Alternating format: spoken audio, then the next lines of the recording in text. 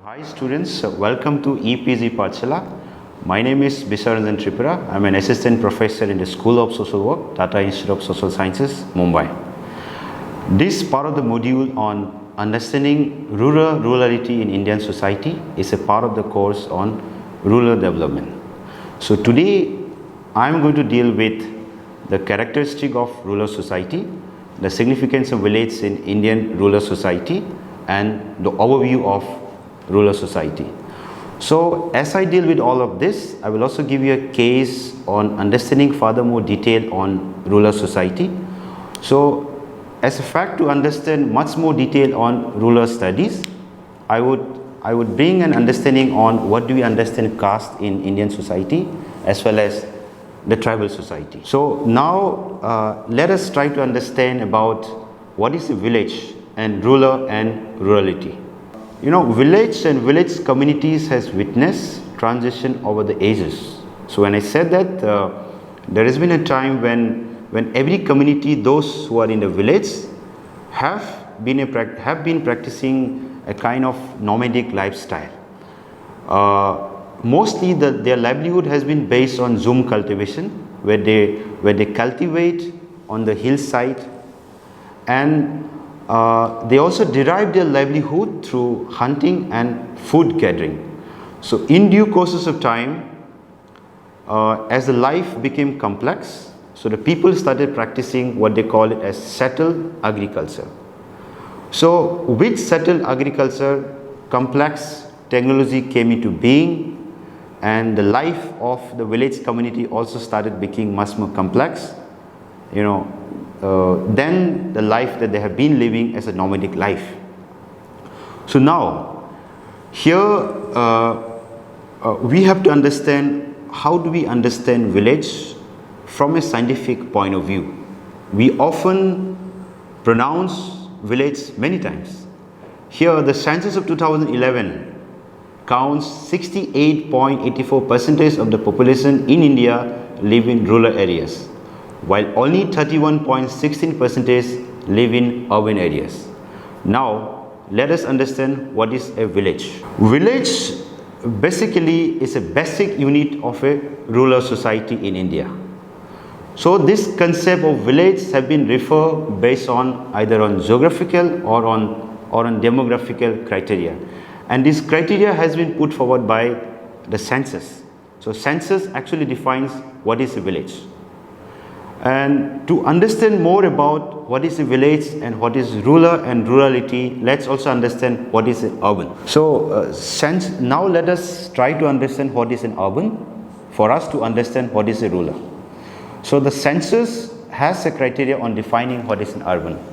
As per the census, it defined for an urban to be on three criteria. The first criteria, what it says is a minimum population of, for an urban to be defined, it has to have a minimum population of 5,000. And the second, at least 75% of the main working population should be engaging on a non-agricultural work. Third, the density of population needs to be at least 400% per square.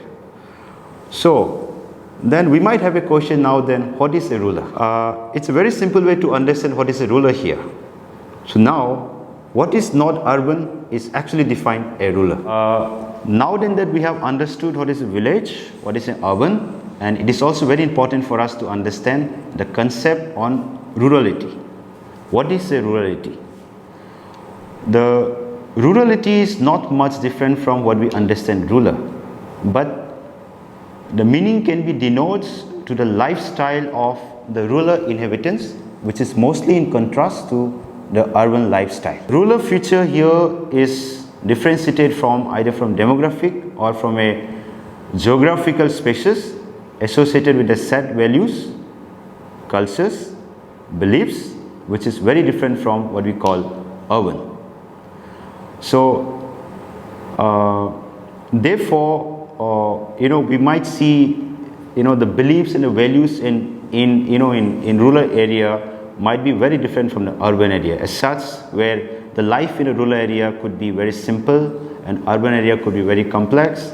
Many Many in the rural area knows each other. They know who are their neighbors next. But in the urban area, the people hardly gets to know each other.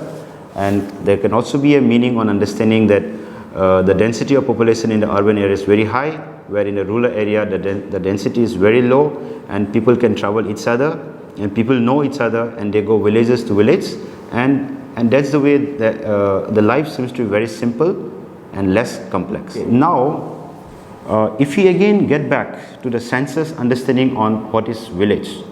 So village is defined in different ways to serve specific purposes and function of a state. And when the state came into being, especially after the independence of India, the first thing that it has done was to define and understand what is a village, is to identify the revenue village. So the revenue village basically became a basic unit to understand the rural society. What is this revenue village? So revenue village is a village that has been surveyed by the government of India. And then what is is there a village, then do we then call a village which is not surveyed? There are also villages which cannot be surveyed, which are under forest land. But these are the villages that had been locally recognized through the forest officers.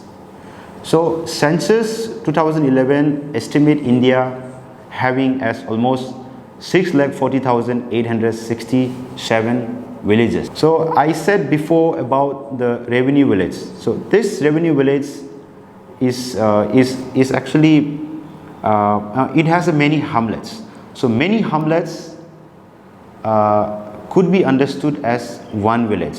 So these hamlets have been understood as a village for a government, for a better unit of village governance systems. So therefore there is a when we say that nation of villages India as, we basically associate with Gandhi's metaphor of understanding of village in India. Here one more thing, I mean one basic institution in a village is also family and marriage, where unlike, which is very different from an urban area.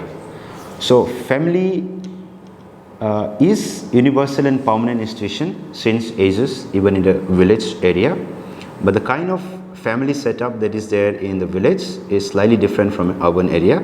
So the family in the rural area could be of two types. One is on nuclear family, where the husband and wife and the children live together, and it can also be a joint family where many generations live together. So family is a group defined by a sex relationship sufficiently precise and enduring to provide for procreation and upbringing of children. So in a tribal area there are also places where the family seems to be a little in a bigger size, where the share of the family is basically shared, where the resource of the family is basically shared among the family. So there is no much, we can't clearly say that it's completely a nuclear family where only husband and wife only live together. So there are also multiple of joint family even within tribal society. But whereas in the caste society or there can also be a as life became modern, complex, and people have now preferred to live a nuclear life where both husband and wife and children happen to be living a life of themselves. So another important institution in a village is marriage, which unlike in an urban area, so the marriage lifestyle in a village is very simple. Now let me come back to the caste system in India and the tribal society. So to basically understand on the village society in India, so this is a category that we often need to know much more into detail, because the society in Indian village is divided into a caste and non-caste society. So when I say non-caste society, I will bring here the understanding on the tribal society. So the caste society, I will delve onto it more, how do we understand caste society in a village also, which is and also in an urban area. So the origin of caste system in India could be date back to the Rig Veda times. So then this meaning borrow from a word called Varna system in the Rig Veda, where caste system divides people and individual society on the basis of the virtue of birth, and it divides society in endogamous and exogamous group. And it is said that there are more than 2,000 to 3,000 jatis that exist in India. Jati often is to be considered as subcaste or subset of Varna. And there are fourfold on Varna system that is very much prevalent in India. The first is on Brahmin. Those, they are often known as scholars, priests and teachers. And the second one is the Kshatriyas. They call themselves as political leaders and warriors whose duty is to protect internal and external affairs of the territory. And the third one is Vaishyas, who call themselves as merchants who control the activities of economy. Then the fourth one is the Sudras, who engage in menial work and lower rank jobs to offer service to the above category. I have been to many villages in this country, and we cannot deny the fact that the caste system in India, in Indian villages, still does not function. They are still prevailing in many parts of this country. And we also have, below this four grouping, there are also another social groups called Panchamas, often referred as untouchables. So after the independence, the Indian constitution actually has prohibited the practice of untouchability under the Article 70. Then for the eradication of untouchability, the Untouchability Offence Act was passed by Indian government in 1955. So therefore it is very important for us to understand village, to understand caste system in India. And dear students, while listening to my lectures, I request you that if you find time that you go to a field, try understanding about different system of caste in Indian village, whether they are still prevalent or what is the kind of intensity. And probably in some places that there might not be so much of caste system that has been practiced way back in 1950s and 60s, but intensity might be very different, but they could be in different form. And it is not a fact that we cannot say there is no caste system even in the urban area. There are also caste systems that are very prevalent in urban area context, but the practice of caste system in urban area could be in a different forms. So the forms could be through not having marriage of the same caste, or could be knowing a person through a surname, or could be through taste, or could be not being able to listen to Ambedkar song, okay, or Ambedkar ringtones, or I'm just giving you an example of different forms of caste system that are practiced in both in villages and in the urban area. So it is for you now to go to a village and know much more into detail on how does the caste system becomes still prevalent in Indian context. Now let me tell you another category which is very much spoken, and you need to understand it much more into detail, is the tribal society. So the tribal society is another category that India consists of as a demographic. So the tribal community constitutes an important part of Indian social structure. They are often referred as Adivasi, also as indigenous people, also as Aborigine. There are different, but the Constitution of India define them as scheduled tribe. What I would call is a politico-administrative term. But who then do we call them as Adivasi or indigenous people? So the concept on indigenous people and category is still defined from an international point of view. United Nations Permanent Forum Indigenous People define and categorize who are in an indigenous people. But in Indian context, we also call the tribes as Adivasi, especially in the context on central part of India. Whereas if you go outside the central part of India in the northeast, there are also people who call themselves as scheduled tribe. There are also people who call themselves as indigenous people. And so there are tribes in every regions of this country, and there are 705 scheduled tribe communities that live in India, who accounts for almost 8.6% of the total population of this country. It was in 1965, Looker Committee report set the criteria for identification of tribes. So while setting this criteria, it has 5 points to understand who are tribes. So the first criteria is they have to be they have to be primitive, and the second point is they need to have a distinctive culture, and the third point is they need to be living in a geographical isolation, and the fourth one is shyness of contact with the community at large, and the fifth one is the general backwardness.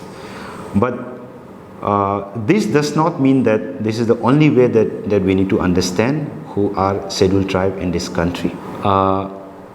It is Article 342 that defines who are scheduled tribe with an assent of the president of this country. And colonially, both post-colonially, so the understanding on tribes still remains the same, but the way that the life of villages of tribes in India have, there has been some kind of changes. As I said before, that there are quite many of them who have been living a nomadic life kind of style.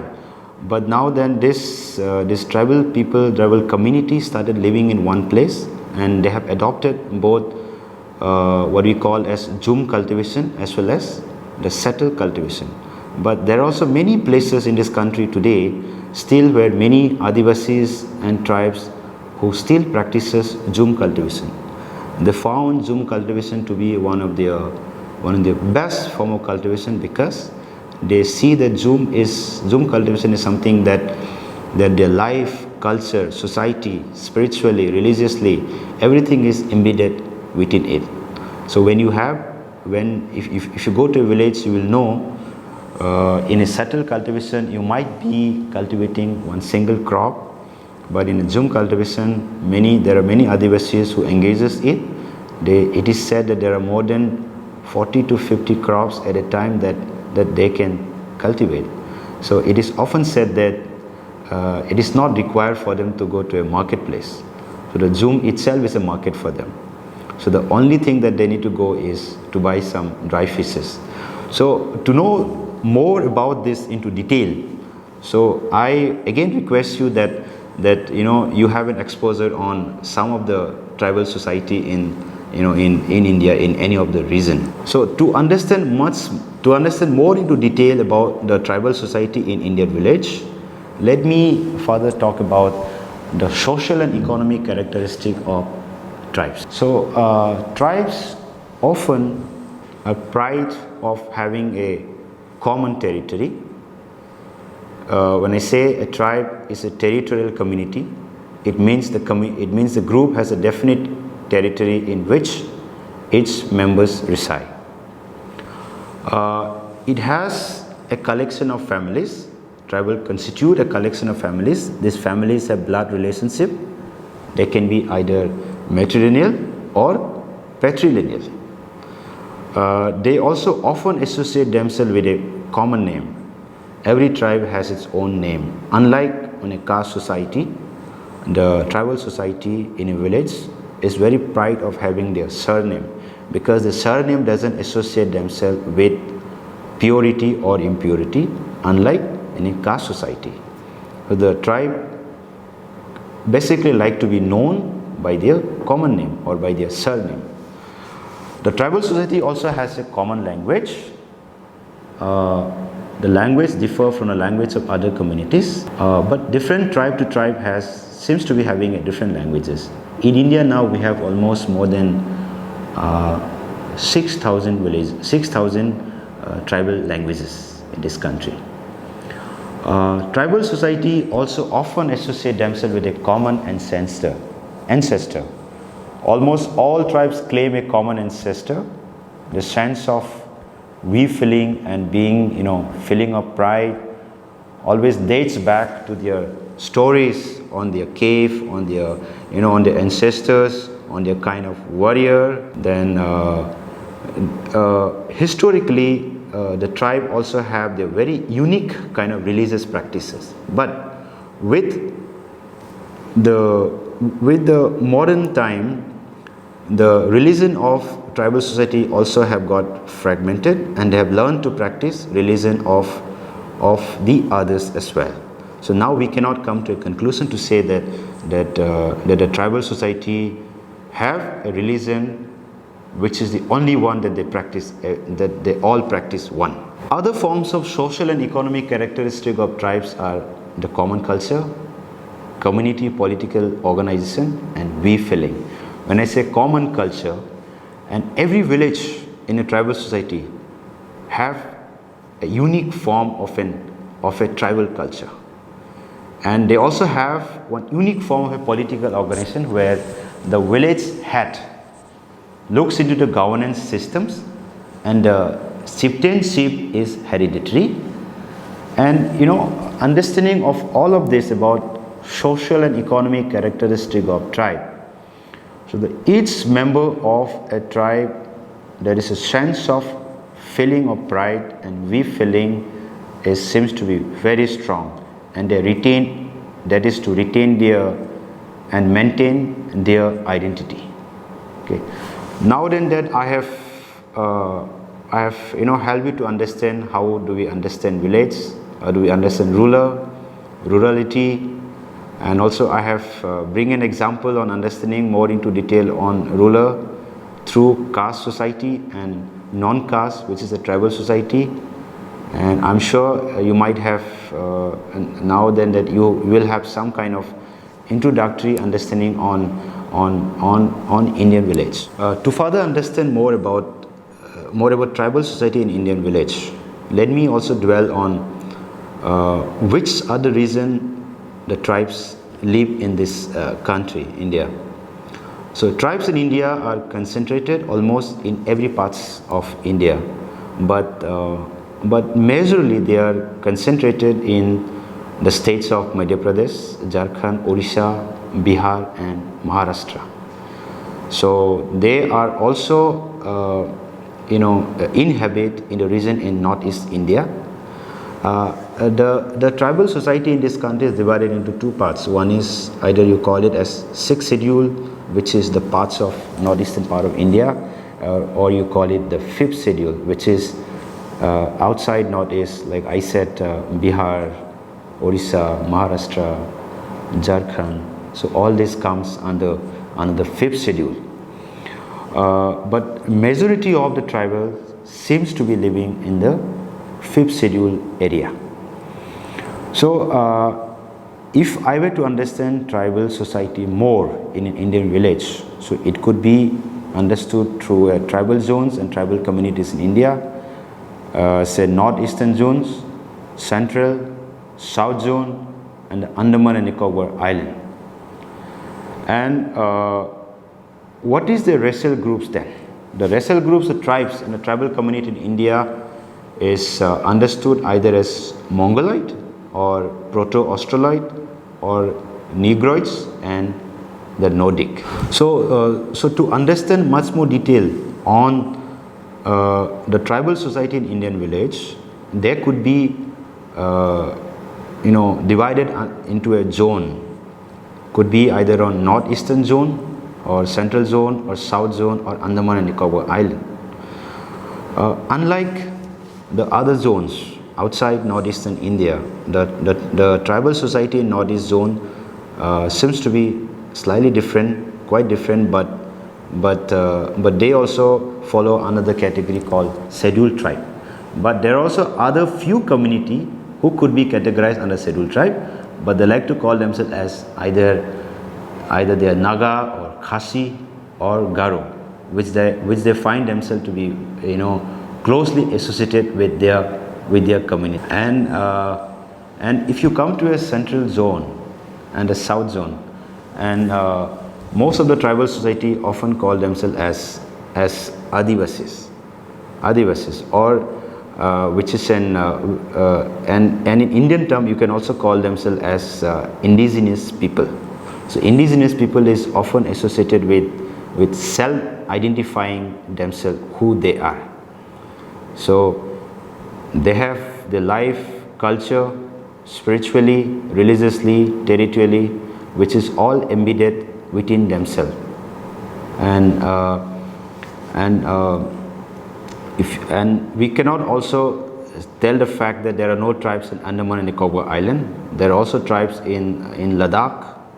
There are many tribes in Rajasthan. And now physically they might be looking very different.